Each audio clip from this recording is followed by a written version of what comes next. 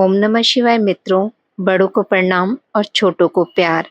हिंदू पंचांग के अनुसार प्रत्येक माह में कृष्ण पक्ष और शुक्ल पक्ष की त्रयोदशी तिथि पर प्रदोष व्रत रखा जाता है। इस तरह से हर माह में 2 प्रदोष व्रत आते हैं। प्रदोष व्रत भगवान शिव को समर्पित है। प्रत्येक प्रदोष व्रत का नाम सप्ताह के दिन के अनुसार होता है और इसके फल की प्राप्ति भी उसी के अनुसार बढ़ जाती है। प्रदोष व्रत के दिन व्रत रखकर शिव जी के साथ माँ पार्वती की पूजा की जाती है। इस दिन व्रत करने से भगवान शिव के साथ माँ पार्वती की कृपा भी प्राप्त होती है और वे आपके समस्त संकटों को दूर कर देते हैं। इस व्रत को करने से भगवान शिव प्रसन्न होते हैं और आपके परिवार में सुख शांति व समृद्धि आती है। रवि प्रदोष व्रत की कथा। एक समय सर्व प्राणियों के हितार्थ परम पावन भगीरथ के तट पर ऋषि समाज द्वारा विशाल गोष्ठी का आयोजन किया गया। इस सभा में व्यास जी के परम शिष्य पुराण वेता सूत जी महाराज हरि कीर्तन करते हुए पधारे। सूत जी को आते हुए देखकर शौनक आदि 88,000 ऋषि मुनियों ने खड़े होकर दंडवत उन्हें प्रणाम किया। महाज्ञानी सूत जी ने भक्ति भाव से ऋषियों को हृदय से लगाया तथा आशीर्वाद दिया। विद्वान ऋषिगण और सब शिष्य आसनों पर विराजमान हो गए। शौनक आदि ऋषियों ने पूछा, हे पूज्यवर महामते, कृपया कर यह बताने का कष्ट करें कि मंगलप्रद कष्ट निवारक यह व्रत सबसे पहले किसने किया और उसे क्या फल प्राप्त हुआ। श्री सूत जी बोले, आप सभी शिव के परम भक्त हैं। आपकी भक्ति को देखकर मैं व्रती मनुष्यों की कथा कहता हूँ। ध्यान से सुनो। एक गांव में अति दीन ब्राह्मण निवास करता था। उसकी साध्वी स्त्री प्रदोष व्रत किया करती थी। उसे एक ही पुत्र रत्न था। एक समय की बात है, वह पुत्र गंगा स्नान करने के लिए गया। दुर्भाग्यवश मार्ग में चोरों ने उसे घेर लिया और वे कहने लगे कि हम तुम्हें मारेंगे, नहीं तो तुम अपने पिता के गुप्त धन के बारे में हमें बतला दो।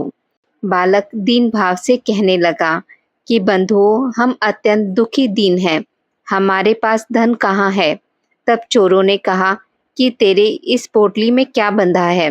बालक ने निसंकोच कहा कि मेरी माँ ने मेरे लिए रोटियां दी हैं। यह सुनकर चोरों ने अपने साथियों से कहा कि साथियों, यह बहुत ही दीन दुखी मनुष्य है, अतः हम किसी और को लूटेंगे।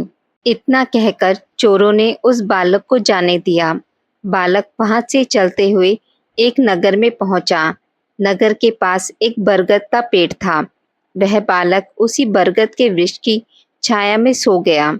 उसी समय उस नगर के सिपाही चोरों को खोजते हुए उस बरगद के वृक्ष के पास पहुंचे और बालक को चोर समझकर बंदी बना राजा के पास ले गए।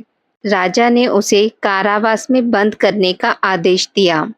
ब्राह्मणी का लड़का जब घर नहीं लौटा तब उसे अपने पुत्र की बड़ी चिंता हुई। अगले दिन प्रदोष व्रत था। ब्राह्मणी ने प्रदोष व्रत किया और भगवान शंकर से मन ही मन अपने पुत्र की कुशलता की प्रार्थना करने लगी। भगवान शंकर ने उस ब्राह्मणी की प्रार्थना स्वीकार कर ली। उसी रात भगवान शंकर ने उस राजा के स्वप्न में आदेश दिया कि वह बालक चोर नहीं है, उसे प्रातःकाल छोड़ दें, अन्यथा उसका सारा राज्य वैभव नष्ट हो जाएगा। प्रातःकाल राजा ने शिवजी की आज्ञा अनुसार उस बालक को कारावास से मुक्त कर दिया। बालक ने अपनी सारी कहानी राजा को सुनाई। सारा वृतांत सुनकर राजा ने अपने सिपाहियों को उस बालक के घर भेजा और उसके माता पिता को राज दरबार में बुलाया। उसके माता पिता बहुत ही भयभीत थे। राजा ने उन्हें भयभीत देखकर कहा कि आप भयभीत ना हो, आपका बालक निर्दोष है। राजा ने ब्राह्मण को 5 गांव दान में दिए, जिससे कि वे सुखपूर्वक अपना जीवन व्यतीत कर सकें। भगवान शिव की कृपा से ब्राह्मण परिवार आनंद से रहने लगा। अतः जो मनुष्य रवि प्रदोष व्रत करता है, वह सुखपूर्वक और निरोगी होकर अपना पूर्ण जीवन व्यतीत करता है तथा उसके जीवन में खुशहाली आती है।